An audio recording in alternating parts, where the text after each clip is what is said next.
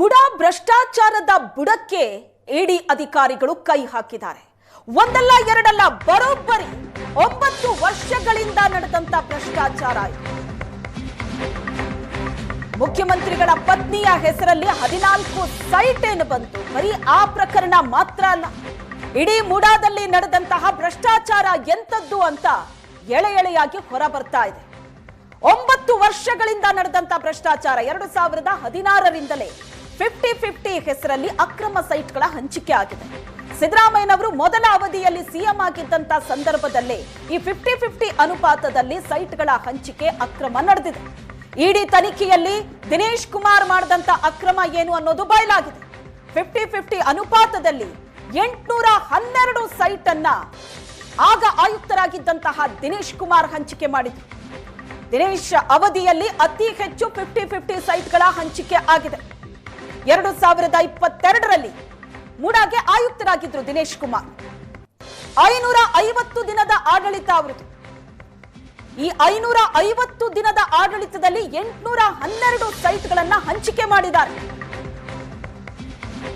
ದಿನೇಶ್ ಕುಮಾರ್ 812, ನಟೇಶ್ 58, ಕಾಂತರಾಜು 10, ಮಹೇಶ್ 8 ಸೈಟ್ಗಳ ಹಂಚಿಕೆ ಮಾಡಿದ್ದಾರೆ. ಎಲ್ಲ 812 ಸೈಟ್ ಅನ್ನ ಮುಟ್ಟುಗೋಲು ಹಾಕೊಳ್ಳೋದಕ್ಕೆ ಇಡಿ ಅಧಿಕಾರಿಗಳು ಸಜ್ಜಾಗಿದ್ದಾರೆ. ಮುಡಾದ ಇಂಚಿಂಚು ಅಕ್ರಮ ಈಗ ಬಯಲಾಗ್ತಾ ಇದೆ. ಇಡಿ ಟೀಮ್ ಇಡೀ ಮುಡಾವನ್ನ ಜಾಲಾಡ್ತಾ ಇದೆ.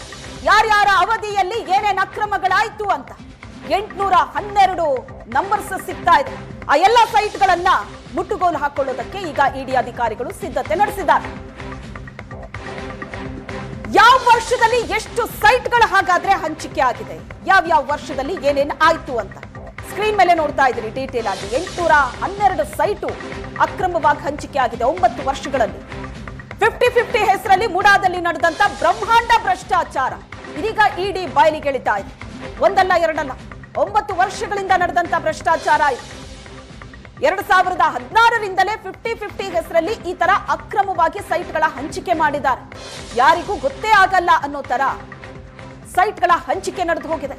ಇಡಿ ತನಿಖೆಯಲ್ಲಿ ದಿನೇಶ್ ಕುಮಾರ್ ಮಾಡಿದಂತ ಅಕ್ರಮ ಏನು ಅಂತಂದ್ರೆ, ಮುಡಾ ಹಿಂದಿನ ಆಯುಕ್ತರು ದಿನೇಶ್ ಕುಮಾರ್ 2022ರಲ್ಲಿ ಆಯುಕ್ತರಾಗಿ ಕೆಲಸ ಮಾಡ್ತಾ ಇದ್ರು.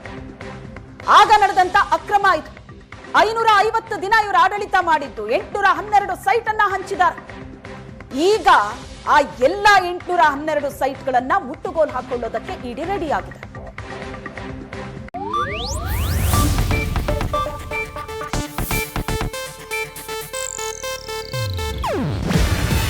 ಇದು ಏಷ್ಯಾನೆಟ್ ನ್ಯೂಸ್ ನೆಟ್ವರ್ಕ್ ಪ್ರಸ್ತುತಿ. ನೀವು ನೋಡ್ತಿದ್ದೀರಾ ಏಷ್ಯಾನೆಟ್ ಸುವರ್ಣ ನ್ಯೂಸ್.